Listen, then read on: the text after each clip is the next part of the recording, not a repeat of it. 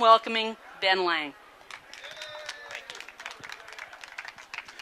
Well, thank you all for taking the time to stop by the fair. I know my wife and 3 daughters, my 1, 3, and 5-year-old, we enjoy it a great deal. So I'm sure you all are taking part in it. And first of all, I mean, somebody's got to sacrifice, come to the state fair and eat the food, right? A turkey leg, butter fried on a stick. What more could you ask for? And as part of running for Congress, you get opportunities to do things. And I was a guest chef down at the Iowa Pork Producers Tent.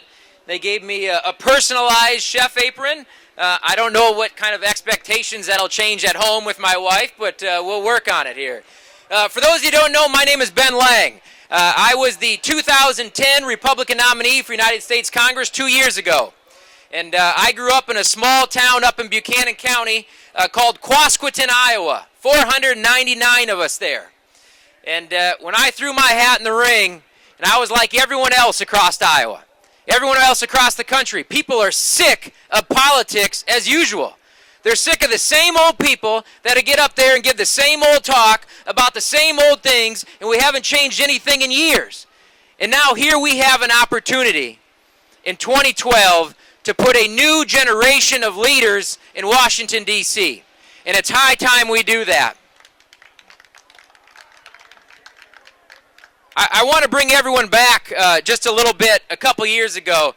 In the introduction, it was noted that I ran in 2010. And, you know, when you start to run for office, especially for United States Congress, everyone writes you off. Everyone says it can't be done. They say it's too tough. It's too powerful. The incumbent can't be beat. Incumbents win all the time. But, you know, when a small-town Iowan gets up and stands up for what he believes in and talks about the principles that we all share in Iowa, that's when something can happen. That's when magic starts taking place, and everyone starts believing that politics, as usual, doesn't have to be. Because look, I'm like all of you. Sir, are you sick of politics? Are you sick of politics? Absolutely. Ma'am, are you sick of politics? I'm sick of it too. We're all sick of it, right? We're all tired of the same old thing. Why in the world do we send the same old people back to Washington, D.C. in hope for different results? It's time that we put a new generation of leaders in there. A new generation of leaders that actually, the words that are coming out of their mouth, that you believe in. As I mentioned before, when I grew up in small-town Iowa, son of a meat plant worker and a registered nurse, first in my family to graduate college. And having that background and running for U.S. Congress, no one believed in us. No one believed in us. And here we are in 2012, and we threw our hat back in the ring in northeastern Iowa to run for U.S. Congress and to finish this job. But let me answer the question of why in the world do this? Why run for Congress? You all have jobs, you all have opportunities, you have families to take care of, church events. Why take the time to run for U.S. Congress? It's because what we are doing to the next generation. You want to know what gets me up off the couch to drive to northeastern Iowa, to drive down to Marshalltown, to log over 30,000 miles? Is because I care about the direction we're heading in this country. As I mentioned, I have 3 daughters, a 1, 3, and 5-year-old. Does anyone know the debt that they are responsible for? The share of the national debt? $50,000 apiece before my 3 daughters can even ride a bike. We have politicians in Washington that care more about re-election than actually putting in place a plan that can solve this problem. And it's time that we put a new generation there.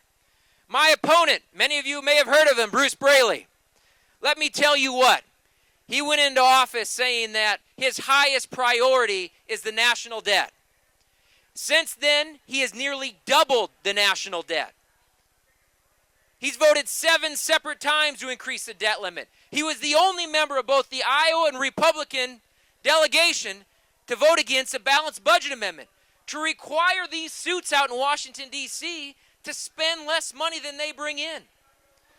When are we going to call these politicians to the table, make them make the tough decisions? Because I tell you what, if you don't think this is serious, if you don't think the financial track that we are on in this country is serious, when you go home tonight, turn on the news. Watch what's happening in Greece, Spain, Portugal, Ireland. That's coming to this country. That's coming right here to America, right here to Iowa.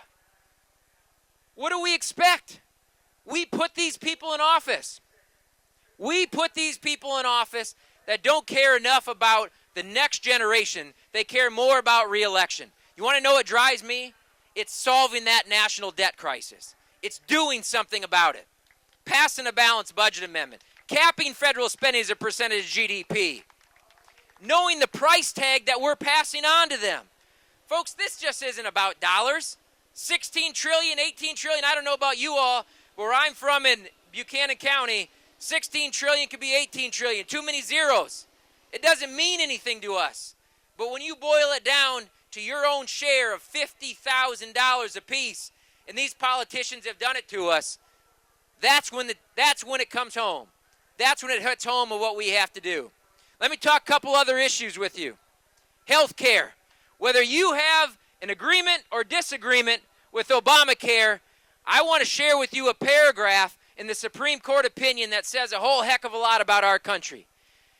Chief Justice Roberts said in the Supreme Court opinion, he says, the Supreme Court, we don't have the wisdom nor the prerogative to make health care decisions, policy decisions. And he says to all of us as Americans, he says, if you don't like this decision, you know what to do. Go throw them all out of office. He says it's not the Supreme Court's job to protect the American people from their own political consequences. We put these people in office. They voted for this health care. If you want government interjected into your most intimate health care decisions, well then go vote for my opponent. But if you want to empower yourself to have freedom in your health care decisions, then you need to take a cold look at what just took place a few months ago. Because this is it in November. The House of Representatives has spoken. The Senate's spoken. The presidency has spoken.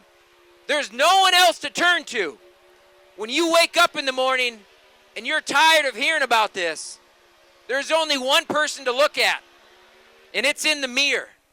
It starts with each one of us going out and doing something about this, going out and getting involved in the process. I want to close here just a couple of comments. Here we are in 2012, where we send the same old leaders over and over again to Washington, and no one does anything about it. And the critics tell me I'm too young, can't do it. Bruce Braley's too powerful, going to be our next U.S. Senator, just can't be done. Well, I tell you what, coming from small town Iowa and putting in the work, putting in the time, building an organization, because what I'm doing, what I'm out there talking to people, I'm not just saying these words for political expediency.